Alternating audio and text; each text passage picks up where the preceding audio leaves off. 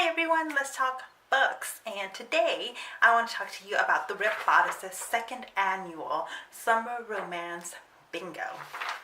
So if you don't follow, first, if you don't know what the Ripped Bodice is, it's an all romance novel bookstore in LA. It's in Culver City, and last year was the first year that they did a summer bingo, and there are prizes you can win, things like that, and they announced it on their Twitter and also in their newsletter. So if you're interested, I'm going to link all their information and social media below so you can go take a look. You can go to their website and print out the bingo card. They're also posted it on their Twitter. So I just went to their website. I printed it all out. They have suggestions of what book you can read for each category of the bingo sheet.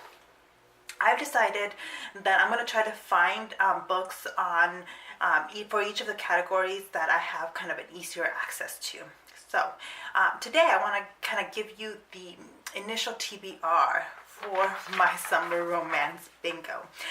So this is not a book for every category. These are just based on the romance novels that I already have that I wanted to read this summer that fit one of these categories. So those are the ones that I'm going to share with you.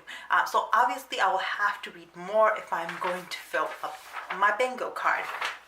And what I will do then is probably once I get through these books, then I'll go find books that fit into other categories, and I'll share those with you. So I'll be kind of updating you probably every other week, something like that, and tell you how I'm doing on my progress here.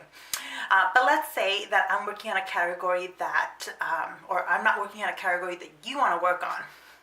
Well, one, you can go to the Bodice's website and look at their suggestions, or go on their Twitter. They have a hashtag specifically for recommendations on these categories.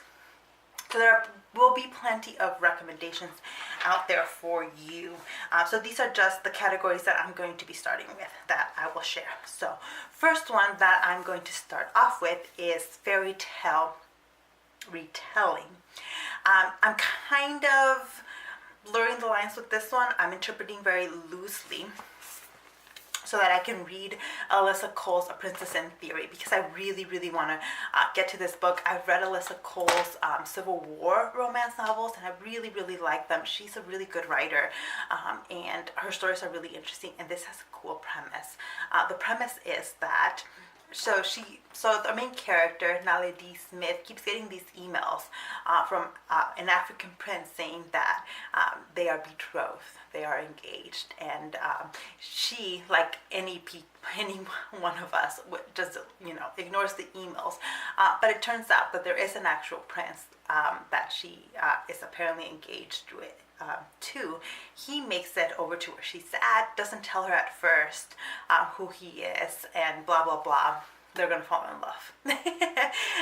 The premise is kind of interesting. I'm interpreting it as a fairy tale retelling, because the whole idea of like the prince and the princess and all of that hoopla. But again, I'm primarily reading it because it's Alyssa Cole, and I've really been enjoying her books. All right, the next category I'll be working on is forced proximity. And for that one, I am going to be reading The Wedding Date by Jasmine Gilroy. Yes. So this is the story of, it looks like a couple who agreed to go to this wedding together, and so they're thrown into close proximity, and they're going to fall in love. It is an interracial love story about a black woman and a white man, and I am in an interracial relationship. So I thought this would be cute. Next category is firefighters, and it turns out that I do have a book that deals with firefighters, and this is Hooked on a Phoenix by Ashlyn Chase. So this is actually an arc that just got for a book that got released March 2018. So this was actually given to me by the Ripped Bodice last time they did a promotion, and I went over to their store. So I don't know very much about this other than it involves firefighters, right? Yeah, let's see. Misty Carlisle works at as a bank teller in Boston's financial district. She's had more rotten luck in her life than most, except when her childhood crush shows up to cash his paycheck. Then her heart races and her mouth goes dry. Gabe Fierro is a firefighter and Phoenix. Like his brothers, his biggest challenge is finding a woman open-minded enough to accept a shapeshifter into her life. All right, that's all I want to know. Sounds interesting. I'll read it. I'll let you know what I think about it. The next category is enemies to lovers. So for that one, I believe, yes, I'm reading Heart of Darkness by Lauren Dane. Yeah, so this is a book that I picked up at the Rip Bodice. I was there and I was just looking through their tables where they have some recent releases, things like that. And this one looked really interesting. The cover is actually what got me. It has this like professional looking woman at the top. When I looked at the back, it has to do with witches, and I thought that was, I was looking for something kind of more in the paranormal realm. And so, okay, so it's about a witch and a guy who steals power from witches. Maybe. Either way, it looks like it fits the enemies to lovers category. So it has that paranormal angle. So we will see. Next up, Extreme Location. Oh yeah. Okay, for that one, I picked another one of the arcs that I got from the Rip Bodice. This is Flight of the White Wolf by Terry Spear. It takes place in Minnesota, but in the vast lakeland wilderness of northern Minnesota. So that counts as an extreme location in my book. It'll be interesting. I haven't read anything by this author. It is, you can see kind of a picture of a wolf there. So it involves Arctic wolf shifter. So another kind of paranormal that sounds interesting. We'll see if I like it. We'll see if I get into that kind of romance novel. Usually I'm a historical romance person. My favorite author is Julia Quinn. And kind of anything in that genre I just have devoured. So more recently though, I have been branching out into other kinds of romance novels. And so this is me branching out and kind of exploring more of the romance genre. Okay, lastly is Return to Hometown. For that, I'm reading Next Year in Havana by Chanel Cleaton. And this is a book I've really been dying to read. Let me read you the back. Let's see. After the death of her beloved grandmother, a Cuban-American woman travels to Havana, where she discovers the roots of her identity and unearths a family secret hidden since the rebellion. So, I don't know how much romance is in this novel, but it looks super interesting. I bought it at the Rip Bodice. And it does, look at this cover though, isn't it gorgeous? This is very gorgeous. So this should keep me busy for a while. That's what I'm going to be starting off with. There are other categories, so let me share really quick what some of the other categories are, so you have a sense of what the bingo is. Another category is soccer or football.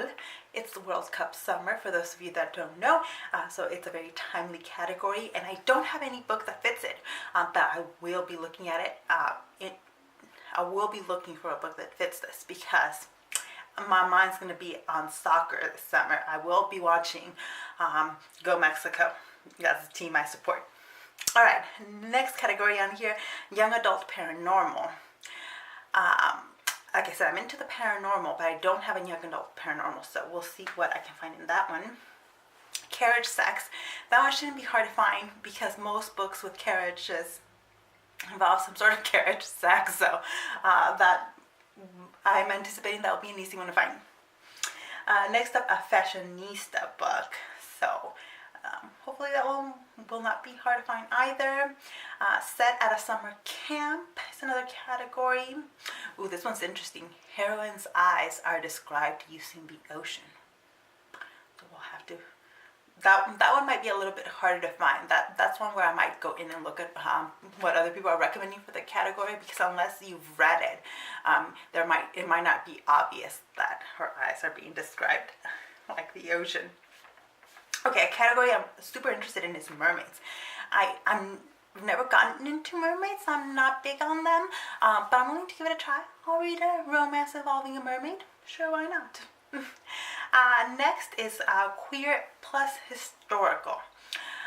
This one will actually be super easy. I think I have something on my Kindle that will fit this because I like historical romance novels, so no problem with that one, I think. Next up is A Hero Named Harry, and there's a picture of Prince Harry on the bingo card. Alright, I can work on that. Book that is now a movie. That one might be a little bit tough because I'm a little out of the movie loop, so I might have to look up some recommendations on that one. Pre-Renaissance shouldn't be too hard. There are plenty of pre-Renaissance romance novels. Hero Smells Like Man. That's another one where I might have to look at recommendations because you might not know that he smells like a man until halfway through the book. But I'll be looking out for that. Next category is time travel. I love time travel stories, so I will be looking for that. And in fact, I haven't read Outlander yet. Outlander would count in this category, so maybe I'll think about adding Outlander to this. Next is Tech in the Big City. Again, that one should not be difficult to find. Heroine is older than the hero. That one I might need recommendations for. Baby on the Cover should not be hard. Next category is Birds Are Somehow Involved. That's an interesting category. I'm kind of looking forward to seeing what people recommend for it. And last is Damsel in Distress, which is a common theme in romance novels, so that should not be hard to find either. So let me know if something jumps out at you from these categories. If you have a recommendation from one of the ones that I haven't yet filled out, let me know if you are going to be participating in what categories you're planning on starting off with. Thank you so much for watching. That is it from me, and I'll see you in the next one. Bye.